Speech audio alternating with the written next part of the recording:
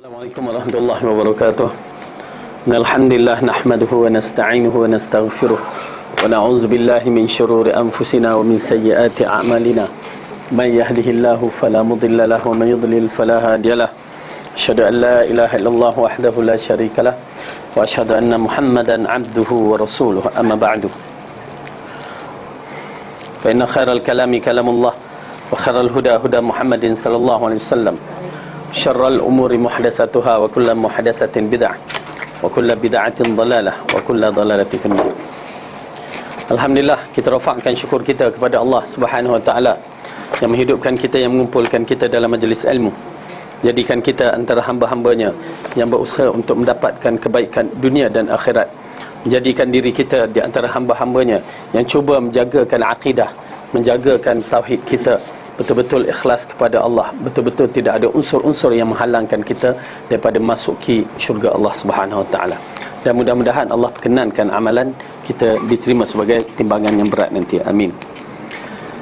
Kita masuk balik pelajaran kita 735.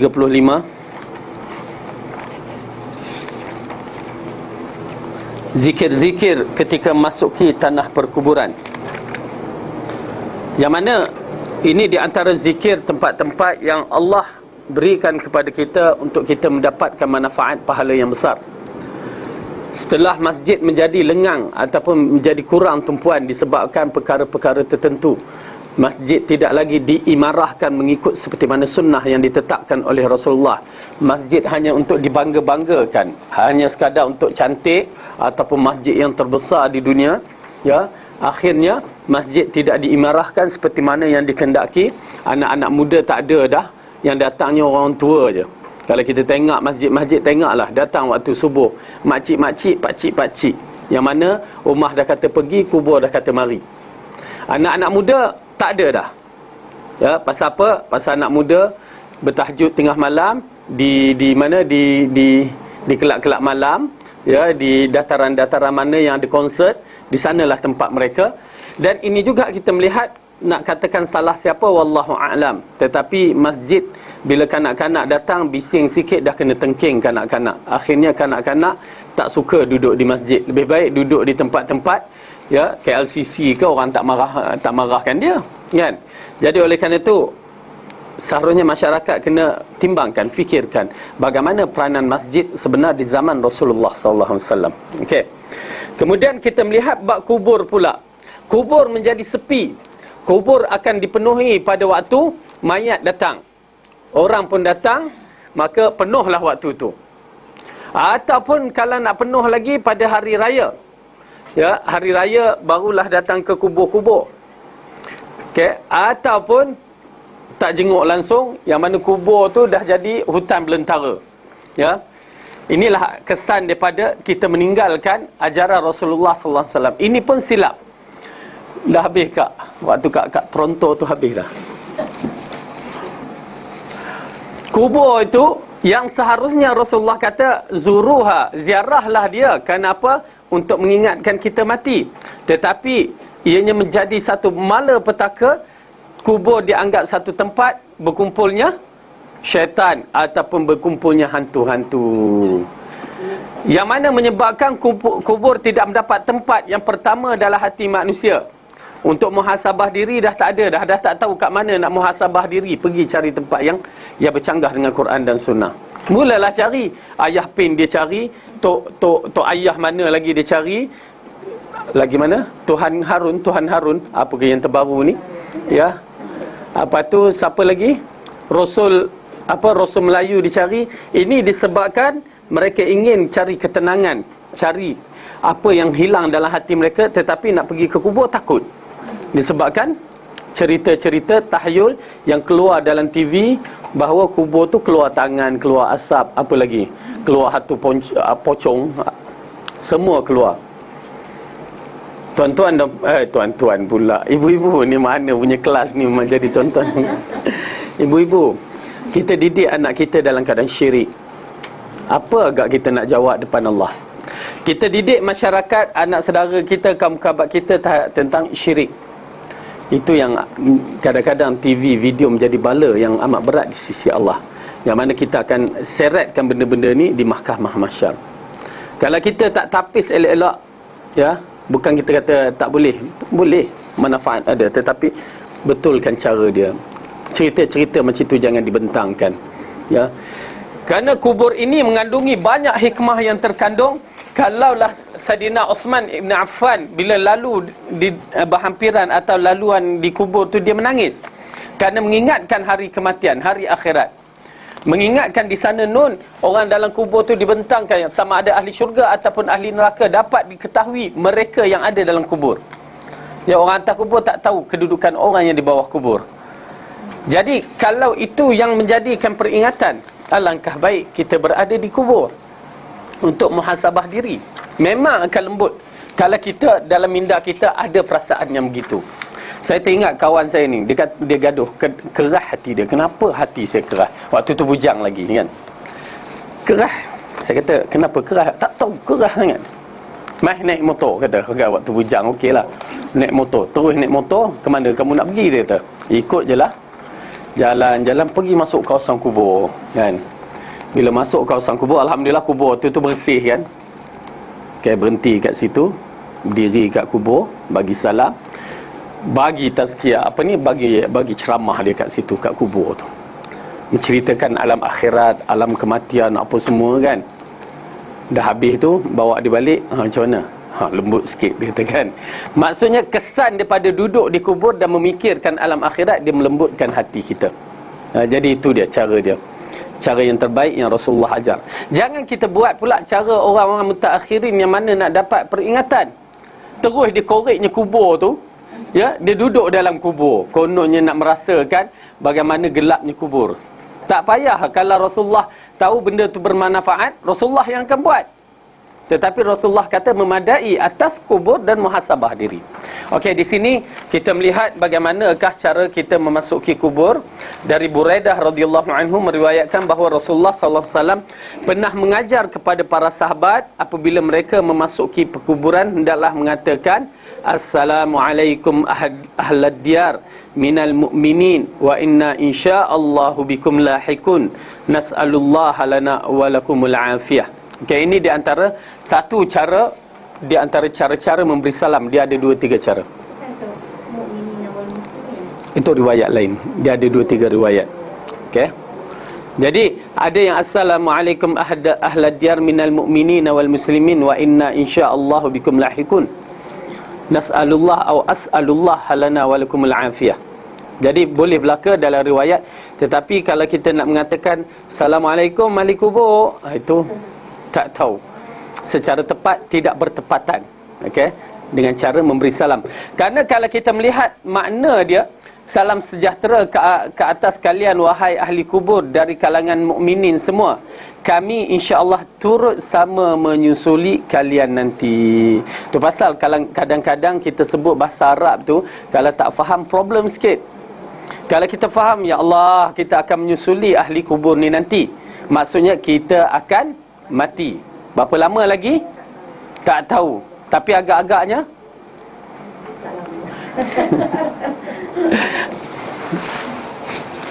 maaf ya, 63 umur Rasulullah. Okey, 63 Rasulullah. Tahun hijrah ni. Okey. Masihi kalau 63, dia dah jadi 67 ataupun 66. Kita berapa? Okey, kita ambil 60. Kalau 60 tahun Masihi, maksudnya dah 63. Okey, 55, muda lagi kan? Okey, 57, 58 lah hijrah. Okey. Lepas tu berapa? 50, 53. Okey. 45. Okey, kiralah sendiri. Senang je. Kalau dah 60, okey 60, tinggal 3 tahun lah, ambil lah, kesian bagi Chan pasal ambil lah 60 Masihi. 55 tinggal 8 tahun. Kalau 50, 13 tahun. 45 berapa? Tinggal 18 tahun. Sekejap je lagi. Tak lama mana umur kita ni. Ya. Dah kita akan meninggal. Generasi kita meninggalkan anak-anak kita pula ambil waris. Generasi muda zaman sekarang akan mengambil alih kita. Subhanallah. Saya teringat benda ni waktu umur saya 15 tahun. Saya fikir akhirnya saya sampai pada umur yang dikatakan begini. Subhanallah. Jadi ya, dah tua dah. 55. Okey, ala kulli hal, ma'alish, tak ada masalah benda tu berapa umur kita pun. Tapi yang paling kita gerun sekali apabila umur tu dah melebihi 63 tahun hijrah ni, ya. Maksudnya umur Rasulullah ni 63. Umur yang lebih ni, kalau kita main bola, dia ada satu waktu dikata waktu kecemasan. Waktu kecederaan, bukan kecemasan, kecederaan. Okey. Yang mana dia dalam lingkungan tak lama. Mungkin dalam 3-4 minit. Itulah waktu yang paling berharga dalam siri bola. Kalau dapat gol waktu tu, cantik. Dia sama ada menentu menang ataupun kalah ataupun seri. Jadi bayangkan, orang dah umur 63 diberikan lebih. Maksudnya waktu tu anytime whistle akan ditiup. Ya, tiba-tiba masih lagi sibuk dengan benda-benda yang auzubillah, urusan dunia. Kita pun tak tahu kenapa. Ya, mudah-mudahan Allah bagi petunjuklah. Itu yang senang. Pasal kena selalu ziarah. Macam orang yang dah tahap begini, selalu ziarah kubur, bukan selalu ziarah padang golf. Ya, dia selalu ziarah kubur, bukan selalu padang golf ataupun wan utama. Dah tak utama dah waktu tu. Benda utama yang lain tu perlu diutamakan. Bismillah. Ustaz, ada orang kata talqin tu sebenarnya Nabi boleh buat macam mana? Tu nanti dulu. Buat dalam kubur. Okey. Dalam hadis ini kami insya-Allah akan turut sama menyusuli kalian nanti. Kami bermohon kepada Allah, kami memohon kepada Allah kesejahteraan ke atas kami dan ke atas kalian semua, iaitu doa untuk ahli kubur. Jadi begitulah kedudukan kita bila kita datang ke kubur tu, begitulah. Ya, bagi salam, ambil muhasabah, ambil peringatan. Walaupun kubur tu hanya sekadar sedikit, kan, ataupun kubur tu hanya kita lalu, apa salahnya? Ya.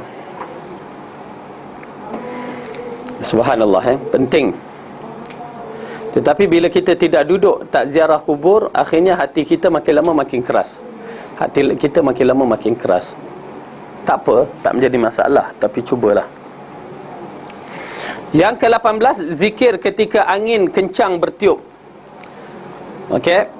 Aisyah pernah berkata, apabila Rasulullah melihat angin bertiup kencang, baginda akan menyebut, Allahumma inni as'aluka khairaha wa khaira ma fiha wa khaira ma arsalta bihi wa a'udzu bika min syarriha wa syarri ma fiha wa syarri ma arsalta bihi. Ini nak hafal susah ni sikit. Ya, tak, sebenarnya hafal pertama, yang lain akan hafal. Dia cuma tukar khaira dengan syarra. Tu je. Okay. Ya Allah, aku memohon kepadamu kebaikan yang ada padanya dan kebaikan terhadap apa yang telah engkau utuskan dengannya. Dan aku berlindung dari keburukan yang ada padanya serta keburukan yang engkau utuskan melaluinya. Kenapa? Ini di antara tentera-tentera Allah yang Allah utus ke muka bumi. Ya, angin. Bagaimana kaum apa yang dihancurkan? Kaum Ad. Ya, dihancurkan dengan tiupan angin yang kencang. Berapa hari? 7 layalin wa 8 ayyamin husuma. 7 hari 8 malam. 7 malam 8 hari. Okey. 7 malam 8 hari. Habis, hancur kaum. Kalau Allah hancurkan 1 hari pun cukup dah. Tapi nak menceritakan azab Allah tu syadid, keras. 7 hari 8 malam tu, subhanallah. Kalau ikutkan dah tak ada apa dah. Kan? 7 malam 8 hari tu dah tak ada apa. Kalau 1 hari tu macam puting beliung tu, 1 hari tu, tak henti-henti, orang dah mati dah. Kan? Dah mati dah. Ini kan 2 hari, 3 hari pula angin tu angin yang sejuk. Kita dah pernah pergi duduk luar negeri, tempat-tempat yang sejuk, tempat-tempat bersalji. Salji tu tak sejuk, tapi bila datang angin tu, rasanya macam kena hiris ni. Zap kadang. Kalau tak pakai lotion tu, ya, habis. Kalau tak pakai apa? Lipstick pula kan. Lip balm tu kan. Mekah habis bibir. Saya teringat waktu kami duduk di sana tu, di Pakistan tu kan. Tempat-tempat yang ni tak pakai lotion tu, naik darah. Dia naik ni. Sini semua naik. Pakai. Tapi itulah, kena angin. Waktu salji itu kena angin. Zam, kata macam dihirih-hirih. La ilaha illallah, sejuknya. Bagaimana kan Allah seksakan kaum Ad, begitu dahsyat sekali. Okey, baik. Zikir ketika mendengar suara guruh. Kak Zarina dengar suara guruh, bukan suruh menjerit, berzikir. Okey. Ya, saya suka suara guruh ya. Bila tengok peti dengan suara guruh, dia datang macam semangat, seronok tengok ya. Tapi kita berzikir.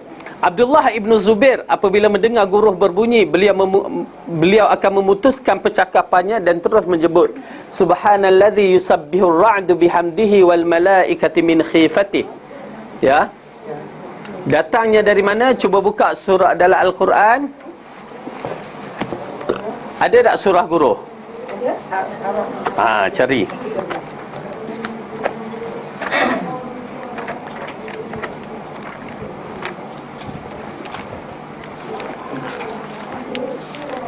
Okey.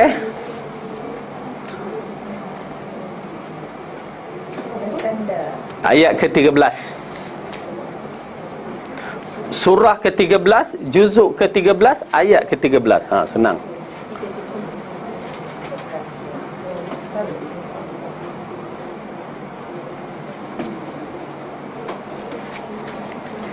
Okey, kita tengok ayat 12 dulu.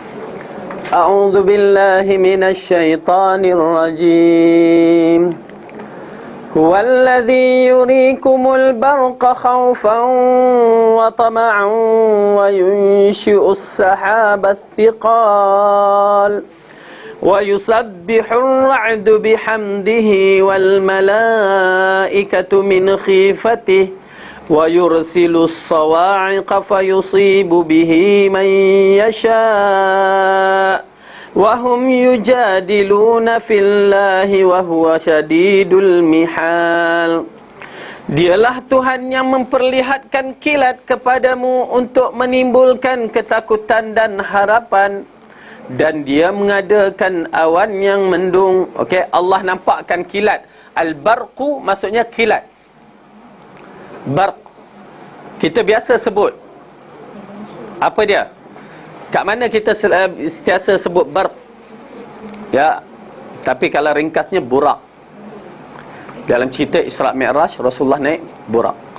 Dia berkata barqun, maksudnya laju. Burak tu laju seperti kilat.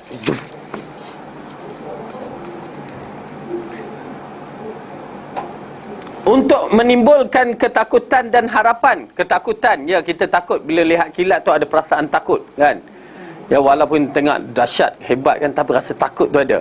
Harapan, tak mana harapannya? Harapannya hujan. Ya, kita harapkan turunnya hujan. Bagi orang padang pasir amat berharga benda ni. Bagi kita dah tak berharga apa, takut lagi ada.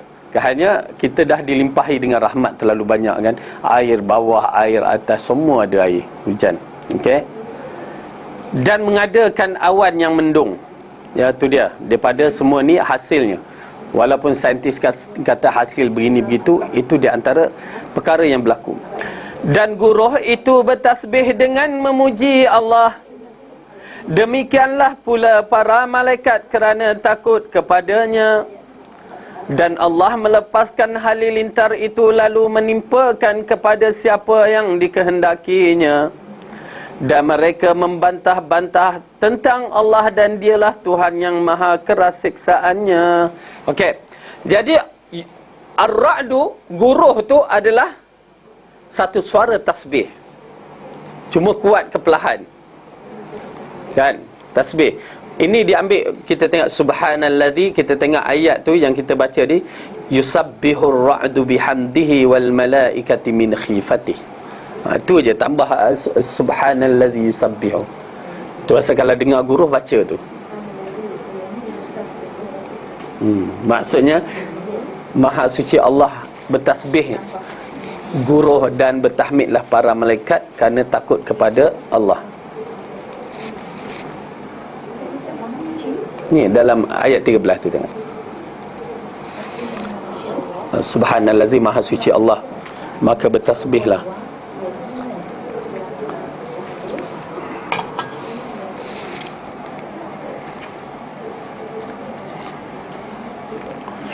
Okey, menunjukkan suara guruh itu adalah suara tasbih, dan malaikat pun bertasbih. Ada yang mengatakan itu suara malaikat. Tak, tapi ianya adalah satu suara yang Allah bagikan kepada makhluk yang bernama guruh tu. Jadi bila kita dengar tu, maka kita bertasbih kepada Allah pula. Okey, jadi Kak Zarina hafal tu, subhanallazi yusabbihur ra'd. Jangan menjerit dulu, kan? Lepas tu orang kata tutup cermin tu, ya, nanti apa wallahu alam, kita pun tak tahu. Lepas tu Allah menghantarkan halilintar, ya, zoom, dia terbakarkan satu tempat. Datang orang kata ni batu halilintar ajaib, dia boleh buat halau syaitan. Dia pergi simpan batu tu dalam rumah. Cerdik ke tidak?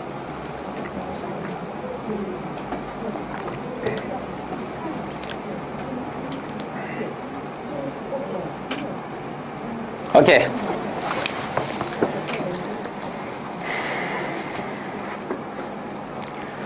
Yang ke-20,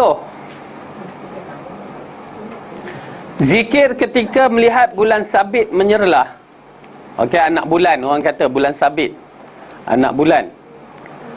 Abdullah ibnu Umar meriwayatkan bahawa Rasulullah apabila melihat bulan sabit menyerlah, baginda akan menyebut Allahu Akbar, Allahumma ahillahu alaina bil amni wal imani was salamati wal islami wa tawfiqi lima tuhibbu wa tarda rabbuna wa rabbuka Allah. Taufiq tu, taufiq.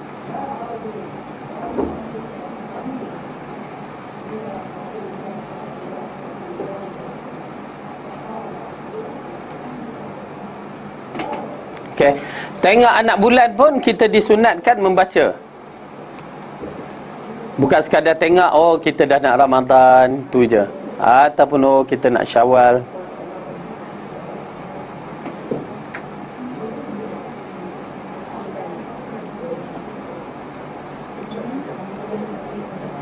Zikir ketika keluar bermusafir. Ini kita selalu keluar musafir. Kak baca tak Kak dulu? Saya lupa. Ya.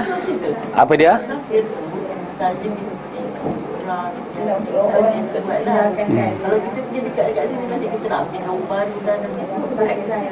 Dia konsep musafir ada syarat-syarat dia. Dia bukan nak pergi wang utama dah kira musafir. Sejengkai je meloncat sampai dah. Tak. Dia berselisih pandangan dalam bab ini. Ada yang ulama macam Imam Syafi'i mengatakan dikira seperti 40 batu perjalanan.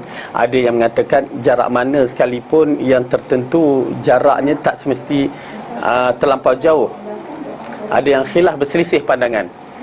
Tetapi lepas had yang ditetapkan, maka boleh jamak qasar walaupun musafir itu belum sampai kepada tempat tujuannya. Kerana Rasulullah pernah nak pergi ke Mekah, dia solat jamak di Bir Ali. Bayangkan Madinah kan, Bir Ali bukan jauh sangat, dalam 8 km ke 10 km, tapi dah bermulanya jamak di situ. Okey. Kampung kat mana? Sungai Pecala. Dia tengoklah, kalau Kak duduk kat sini TTDI balik kampung Sungai Pecala, maka tak boleh jamak, kasar. Balik Perak tak apa. Macam kalau kan dalam buku kita baca pasal jamak kasar tu, dia kata kat situ 87 km. Tapi macam tadi Ustaz kata apa, Rasulullah start daripada dulu berapa 8 km tu, bermakna kita ni keluar je ke rumah tu kita dah boleh ni.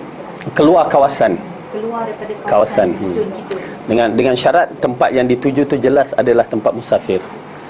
Faham? Maksudnya kita keluar tu atas tujuan musafir. Dia tak boleh keluar TTDI nak pergi ke Kuala Lumpur, dah keluar dah kan, atau TTDI nak keluar ke Sungai Buloh ke, dah keluar kawasan TTDI. Tapi itu tidak dikategorikan musafir kan, ke Sungai Buloh. Di balik rumah mak bapak itu musafir ke? tak, dia jarak diambil kira. Jarak diambil kira. Betul dia pergi holiday bukan untuk nak tujuan ibadah. Macam mana Kak kata pergi holiday tanpa tujuan ibadah? Heran saya. Selama ni Kak pergi holiday tak ada tujuan ibadah ke? Ingat kita ni Islam kita kita Islam kita ni luas. Sebenarnya kalau kita pergi holiday bersama anak, bersama suami kan. Kak sama suami ke? Okey, alhamdulillah. Ingat seorang-seorang pula. Okey, maka ianya dikira musafir ataupun dikira ibadah. Kerana kita nak cari ketenangan, nak melihat apa yang sebenarnya dia tak, Islam tu tak sempit lah. Jangan kita kata kita pergi holiday tak ada dapat pahala, dapat insya-Allah kalau betul. Kecuali kalau Kak nak pergi Las Vegas. Kau nak main apa kat sana ke, tujuan nak pergi Hollywood ke, itu ada masalah. Kita katakan ada masalah. Kalau nak pergi tengok anak kat Toronto ke, itu tak apa, ibadah insya-Allah. Okey, konsep kita luas, okey.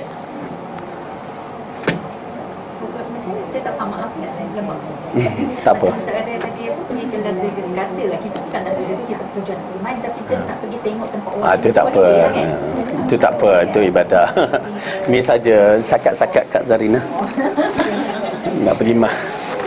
Kalau nak pergi ke walaupun negara tu negara kafir, kita pergi atas tujuan yang baik tak jadi masalah. Dia dikirakan musafir. Kalau kita pergi negara Islam tujuan tak baik, habis rosak. Ya. Dia tidak dikira musafir yang baik. Okey, kita masuk zikir ketika keluar bermusafir. Abu Hurairah radhiyallahu anhu meriwayatkan bahawa Nabi sallallahu alaihi wasallam telah bersabda, apabila seorang itu mau keluar bermusafir, maka ucaplah kepada mereka yang bakal ditinggalkan, istaudi'akumullaha alladzi la tudhi'u wada'i'uhu. Riwayat Ibn Sunni, Ahmad, Hasan. Okey.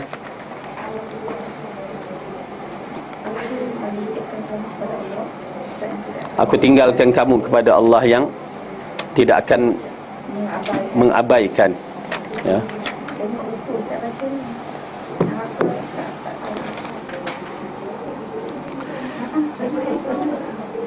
Okey. Ustaz, doa orang yang ditinggalkan kepada musafir. Ada juga. Kemudian zikir menaiki kenderaan. Okey, ini sebenarnya zikirnya pendek, tapi ini termasuk dalam zikir musafir.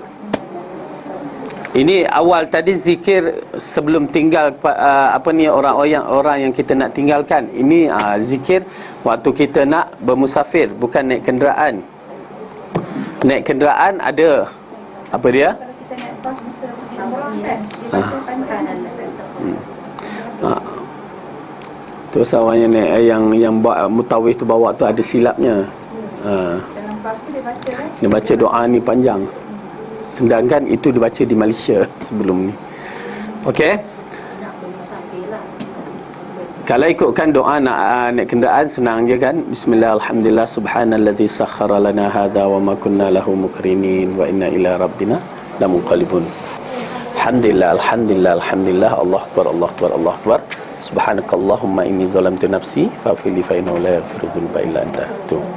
Itu dia doa nak naik kenderaan. Okay. Lepas tu dia dengan sunnahnya senyum kan. Lepas baca tu kita senyum. Ya. Sahabat bertanya kepada Ibnu Ali, kenapa kamu senyum ya Ali? Sesungguhnya aku melihat Rasulullah senyum. Lalu aku bertanya, kenapa kamu senyum ya Rasulullah? Lalu hadis tu diceritakan. Baik. Jadi ini doa, kalau ikutkan doa sewaktu kita nak menaiki kenderaan musafir, bermula kita nak bermusafir. Abdullah bin Umar meriwayatkan bahawa apabila Rasulullah telah bersiap sedia atas kenderaannya, baginda akan bertakbir sebanyak 3 kali, kemudian menyebut, Allahu akbar, Allahu akbar, Allahu akbar, subhanalladzi sakhkhara lana hadza wa ma kunna lahu muqrinin wa inna ila rabbina lamunqalibun. Allahumma inna nas'aluka. Nampak ini menunjukkan safar, fi safarina. Wahai Tuhan, kami mohon kepadamu dan di dalam perjalanan kami hadza albirra wat taqwa, kebaikan dan ketakwaan, wa minal amali, dan amal yang engkau reda, ma tarda. Allahumma hawwin alaina safarana hadza watwi anna bu'dahu. Allah pemudahkan kepada kami perjalanan ini dan dekatkan perjalanan ini, perjalanan yang jauh ini. Kalau ikutkan Allahumma anta sahibu fis safar, wahai Tuhan kamulah rakanku di dalam perjalanan, wal khalifatu fil ahl, dan khalifah yakni orang yang menjaga pada keluargaku. Allahumma inni a'udzubika, aku berlindung kepadamu, min wa'sa'is safar, dari keburukan dalam perjalanan, wa kabbatil manzar, dan apa yang berkaitan dengan penglihatan, wa su'il munqalab, keburukan yang terbalik, fil mali wal ahli, pada hartaku dan keluargaku. Bila nak balik kita ucapkan ayibun, taibun, abidun, li rabbina hamidun. Baca yang atas tu, sambung yang bawah tu kalau balik. Aibun, kami rujuk kepadamu. Taibun, kami bertaubat kepadamu. Abidun, kami mengabdikan dirimu kepadamu. Li rabbina hamidun, kepadamu wahai Tuhan kami, kami memuji. Saya nak balik ke sini, Ya. permulaan perjalanan tu. Okey, macam kalau kita Kak nak pergi Toronto, Kak baca bahagian atas saja. Nak balik ke Malaysia, baca atas dan bawah.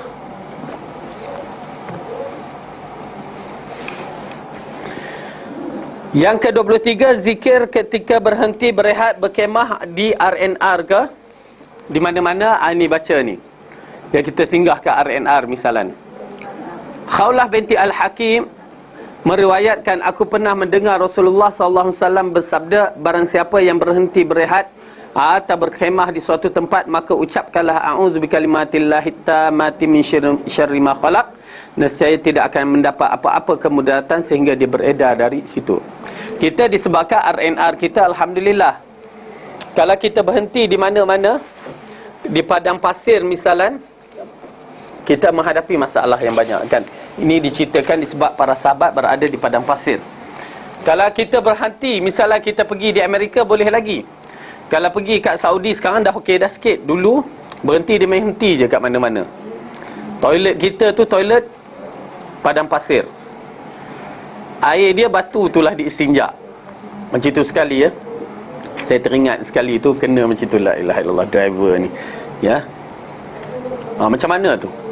Kalau pergi ke Pakistan lagi teruk. Adik-beradik padang pasir juga. Kita kata, oi berhentilah. Okey, berhenti. Kita akan berhenti kat hotel. Orang Pakistan ni bila sebut hotel, kita jangan salah faham. Bila dia sebut kat kita hotel, kita terbayang paling common pun hotel macam hotel 1 star, 1 star apa semua tu kan. Rupanya hotel, dia maksud hotel tu kedai-kedai macam bawah pokok, kedai makan bawah pokok apa tu kan. Kalau bawah pokok tu kedai cantik tak apa. Ini pangkin tempat tidur tu dijadikan kerusi dia. Mana nak cari toilet waktu tu? Tu pasal orang Pakistan sebut hotel tu dalam minda. Bagi dia yang paling bagus. Itulah paling bagus bagi dia. Okey. Jadi kita baca doa ni. Takut-takut mudarat akan datang. Alhamdulillah, insya-Allah mudarat tak datang. Zikir makan dan minum.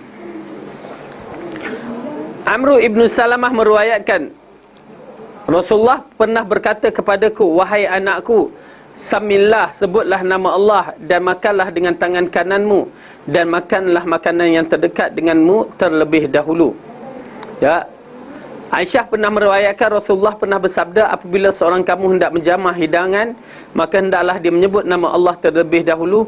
Andai kata dia terlupa, maka ucaplah bismillahi awwaluhu wa akhiruhu, ataupun bismillahi fi awwalihi wa akhirihi. Okey. Okay, ini di antara adab-adab kita nak makan, nak minum. Jadi kita nak makan, nak minum, walaupun kita makan koci ataupun kacang, bacalah bismillah sekali mukadimah dia. Ya.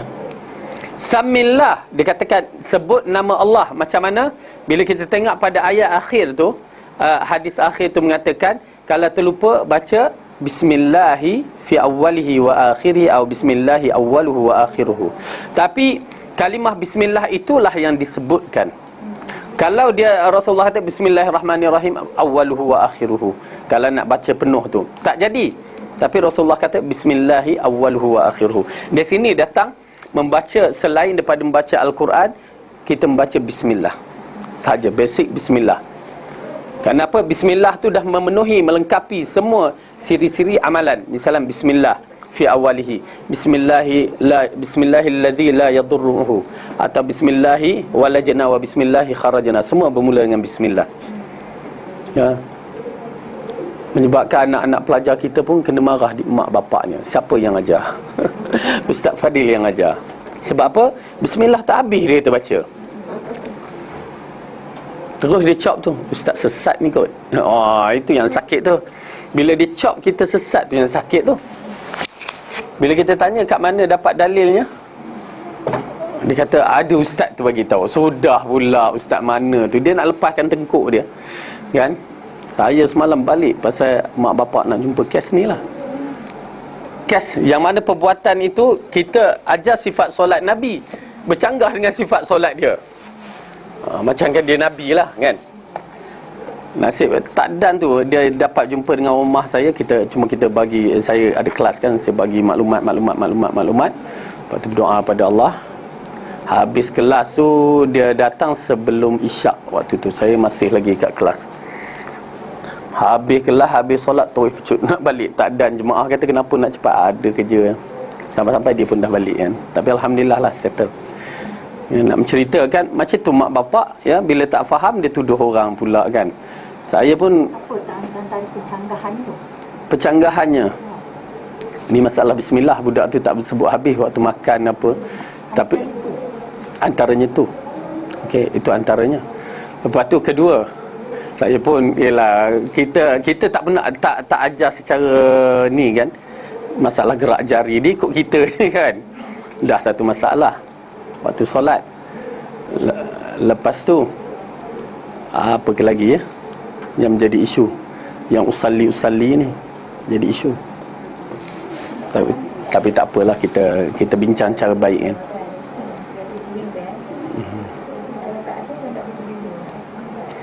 Kadang-kadang orang salah faham, dia kata seolah-olah usalli itu wajib. Kita mengatakan kan, kalau orang tu usalli tak baca niat, sah tak solat dia? Dia ada usalli tapi tak ada niat dalam hati dia, batal solat. Dia tak ada usalli, ada niat, sah solat kan. Itu je.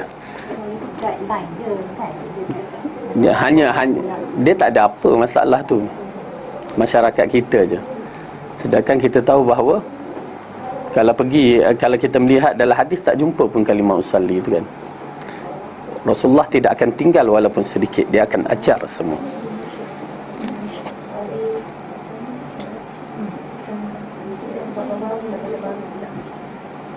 Tapi sabar je lah, orang tak faham. Kemudian dalam hadis Rasulullah mengatakan sesungguhnya Allah sangat meredai seorang hamba itu apabila dia makan suatu makanan dia mengucapkan tahmid kepadanya, dan apabila meminum suatu minuman dia mengucapkan tahmid kepadanya. Yang ini sekali minum alhamdulillah kan, sekali makan alhamdulillah. Dan bagaimanakah alhamdulillah yang diucapkan? Muaz ibn Jabal meriwayatkan bahawa Rasulullah bersabda, barang siapa yang makan makanan kemudian mengucapkan alhamdulillahilladzi at'amani hadza wa razaqanihi min ghairi haulin minni wala quwwatin, nescaya diampunkan segala dosa-dosanya yang telah lalu. Makan aja Allah ampunkan dosa kita. Ya Allah, mana dapat amalan macam tu ya? Hanya Allah yang bagi. Kita makan diampunkan dosa. Kalau kita makan barang orang marah kita. Tapi kita makan barang Allah yang Allah bagi, diampunkan dosa. Subhanallah. Jadi Kak Zarina, lepas ni kita makan je kerja ni. Dah makan alhamdulillah kan. Tak lama lagi dah makan. Okey. Seorang khadam Rasulullah telah meriwayatkan apabila baginda dihidangkan kepada makanan, baginda menyebut bismillah. Dan apabila telah selesai menjamah menjamu hidangan tersebut, baginda menyebut Allahumma at'amta wa asqaita wa aghnaita wa alqnaita wa hadaita wa ahyaita falakal hamdu ala ma a'taita. Panjang pula yang tu.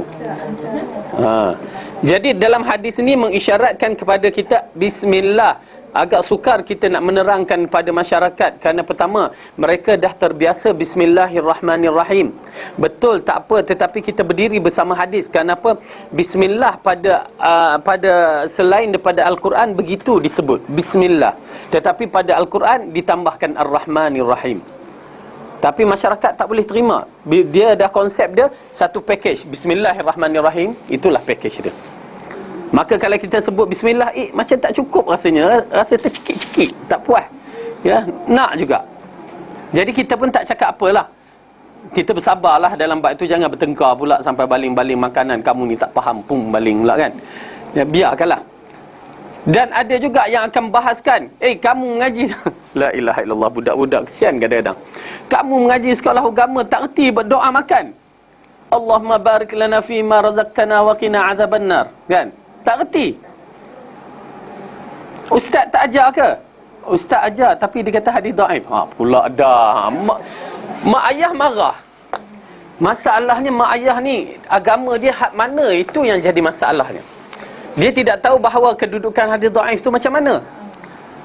Kalau kita kata mak bercakap, mak tak pernah bercakap, mak marah. Ayah yang cakap macam ni, ayah tak pernah cakap, ayah marah. Dan itulah konsep hadis dhaif. Kita kata Rasulullah bercakap, sedangkan Rasulullah tak pasti lagi bercakap. Bagaimana kedudukan kita, kan? Jadi oleh kerana itu, fitnah, ujian terlampau besar kerana kejahilan masyarakat kita. Okey. Zikir ketika bersin. Bersin pun ada zikir. Okey. Ini semua dalam kitab adab yang perlu kita pelajari dan perlu dididik anak-anak kita. Cara bersin, cara menguap. Ya, kita telah bercampur aduk dalam bab ini. Ya, bila menguap, apa kita buat yang Rasulullah ajar? Kita tanya Kak Zarina. Duduk belakang kadang-kadang ngantuk menguap. Okey, macam mana?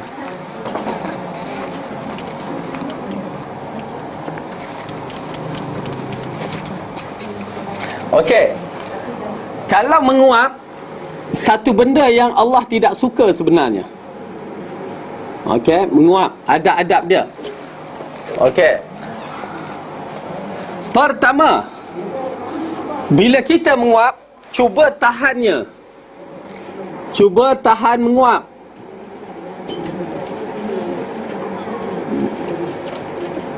Itu adab dia.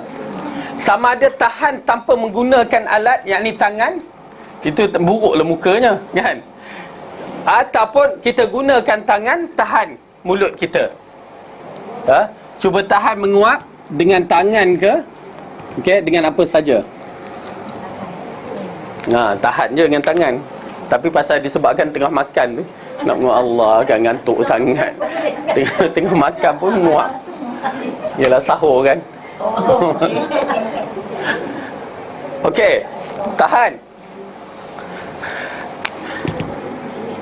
Yang kedua, jangan berbunyi menguap. Mengantuk sangat, berbunyi macam apa? Lansuyo menyanyi, kata orang. Kerana apa? Kerana ada larangan. Rasulullah mengatakan, macam mana hadis tu? Yang mana syaitan akan suka apabila seorang tu menguap berbunyi. Ya, jadi benda lawak pula bagi dia. Ya, oleh kerana itu jangan bunyi. Dia ada irama pula kadang-kadang. Okey. Yang ketiga, ya. Yang ketiga apa dia? Okey, kalau ikutkan itu juga cuba tahan menguap, maksudnya kalau menguap jangan ditala ke muka orang. Okey. Yalah. Jaga adabnya, senang, jaga adabnya. Ini kadang-kadang budak lah kat sekolah tu, dia menguap, dia pergi menguap depan muka orang, budak-budak. Penat kita. Itu di antara adabnya lah. Tapi kadang-kadang menguap ni dia macam ada, orang kata macam histeria, tahu tak? Seorang menguap, semua menguap. Dia tak boleh seorang tengok menguap, ya. Seorang tu menguap, orang lain tengok, dia berjangkit. Mula dia pun menguap, kan?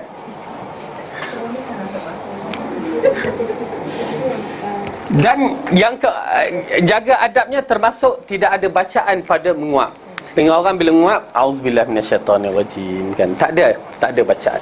Cuma ni aja. Kita baca ni kan buku ni kan Ustaz? Dia kata ada. Ke-29 menghalang syaitan ketika menguap. Dia kata dia buat satu zikir dia menguap sampai budak tutup mulutnya dengan tangan. Ada. 697. Yang dulu yang kita dah anukan. Tu ada masalah tu sikit. Adapun sifat menolak itu adalah dari syaitan, maka hendaklah dia menolaknya menyebut isti'azah dan menutup mulut dengan tangan. Tak ada, kita tak nampak ada masalah tu. 697. Dia bagi tajuk je macam tu. Okey. Lepas tu bersin. Bersin ni okeylah. Pertama, bila bersin, tahankan, jangan terlampau kuat.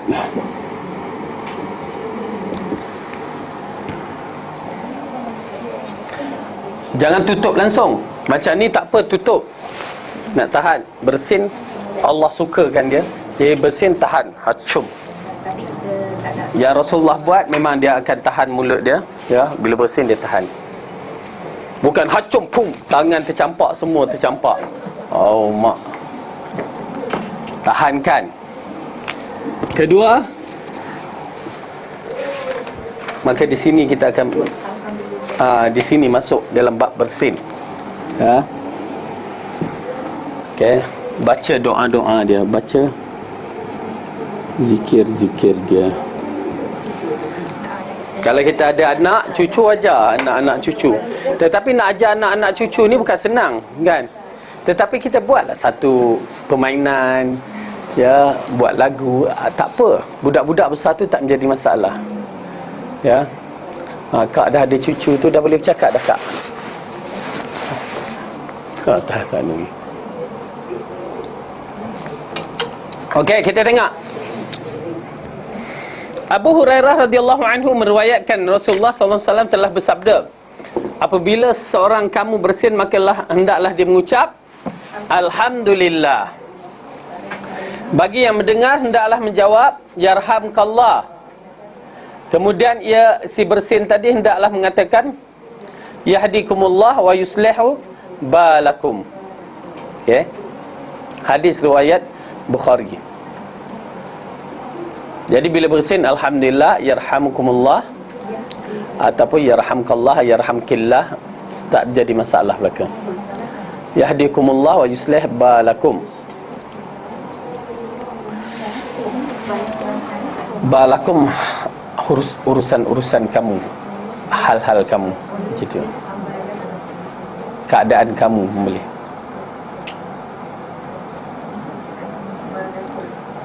Orang-orang Yahudi, kalau dia nak bersin, dia akan cuba bersin depan Rasulullah. Kalau kita baca dalam hadis, ya. Kerana apa?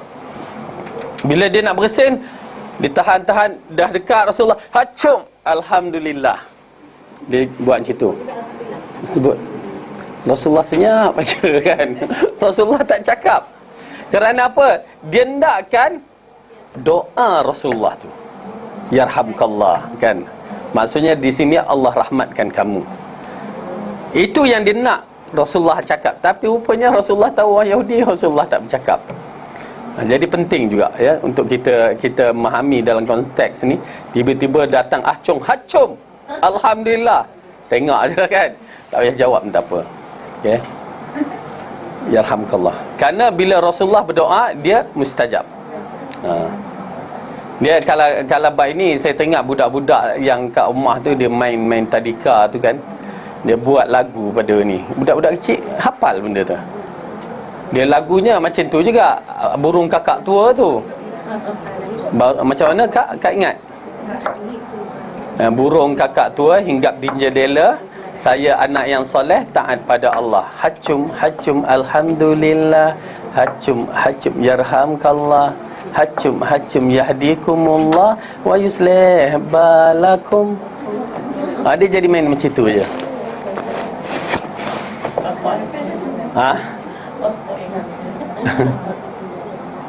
Yalah, bapak yang mula kan nak ajar anak kan. Okey, baik.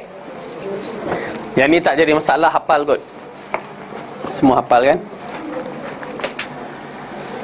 Zikir ketika mendengar kokokan ayam dan tempikan keldai. Abu Hurairah meriwayatkan bahawa Rasulullah SAW bersabda,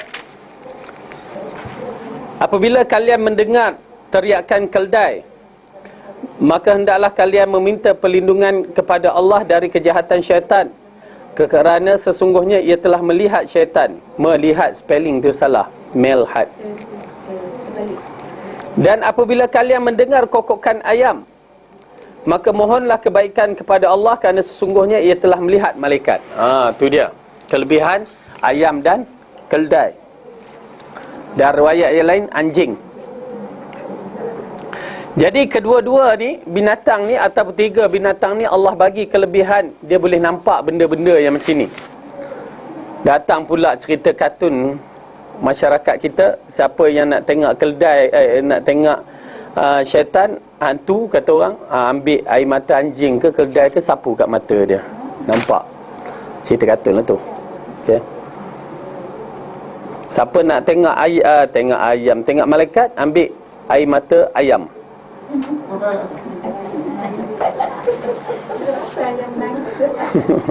Itulah jadi masalah. Cuma yang kita boleh bagi jaminan, kita akan dapat akan nampak malaikat bila kita nak mati, itu je. Nak mati, nampaklah malaikat. Okey, terpikan keldai ni satu suara yang paling buruk yang Allah pernah sebutkan di dalam surah Luqman. Ya, seburuk-buruk suara adalah suara keldai. Mungkin kita pernah dengar suara keldai. Pernah dengar? Tak pernah? Saya duduk Pakistan, selalu sangat dengar kan. Dan keldai ni lalu tempat sampah selalu berbunyi. Agak dia nampak syaitan tu duduk makan sampah-sampah tu kan. Buruk sangat-sangat. Saya nak buat tak mampu rasanya kan. Masa malu nak buat. Kalau suara ayam boleh lagi, kita selalu dah dengar. Tapi masyarakat sini tak boleh bela ayam kan. Taman tak boleh kan. Belalah seekor nak dengar ayam kokok pagi-pagi kan. Tapi zalim pula bela seekor. Okey, ayam hutan kat belakang rumah tu banyak ayam hutan. Dulu ada dah lama tak ada, agaknya ramai dalam hutan di Indonesia tu. Okey, bila kita dengar suara keldai, ucapkan a'udzubillahi minasyaitanirrajim. Ataupun suara anjing, ucapkan a'udzubillahi minasyaitanirrajim di malam hari terutamanya. Tu dia. Bunyi keldai.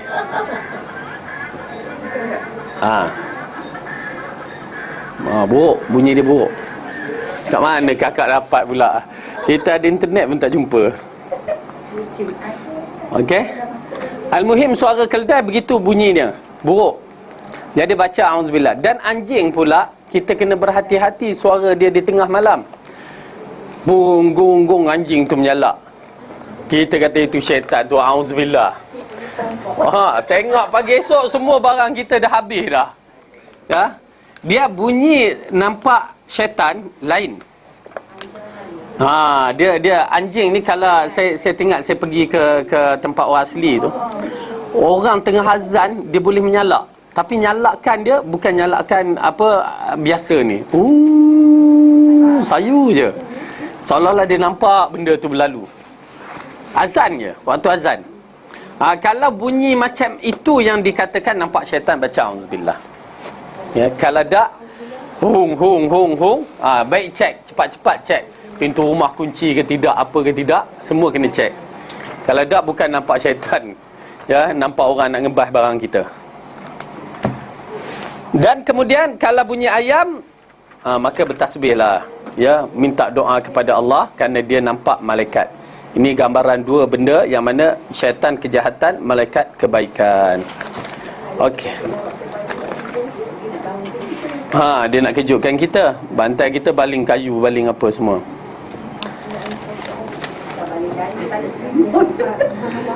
Okey, Jabir meriwayatkan, apabila anda mendengar salakan anjing dan tepikan keldai pada waktu malam, maka mintalah perlindungan kepada Allah, kerana sesungguhnya kedua-dua binatang telah melihat terhadap apa yang kalian tidak dapat melihatnya. Nampak tak?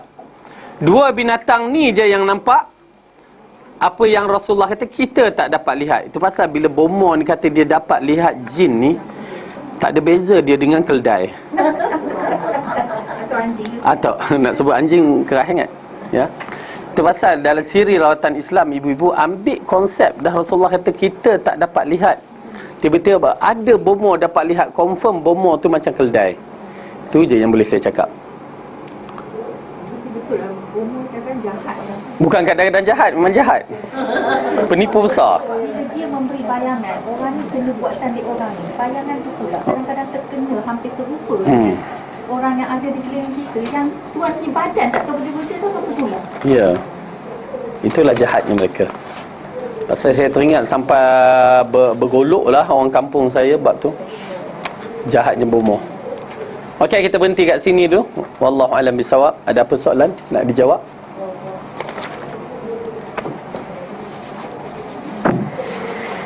Okay, InsyaAllah minggu depan kita cuti 2 minggu. Nak pergi umrah. Mana baru dah. Berapa tahun tak pergi. Bulan 3 lepas. Apa dia? InsyaAllah bulan 12 punya grup. Saya cuba. Rasanya pasal sofa 10 orang dah minta kita handle kan. Tapi dia pun tak nak makan. Dia tak nak makan. Makan sendiri, enjoy dia kata. Tak apa. Tak ada agensi InsyaAllah. Okey, sebelum tu kita tutup dulu. Yang baik itu datang daripada Allah, salah dan silap dari kelemahan saya sendiri. Aku luka oleh hadza wa astaghfirullah li wa lakum. Assalamualaikum warahmatullahi wabarakatuh.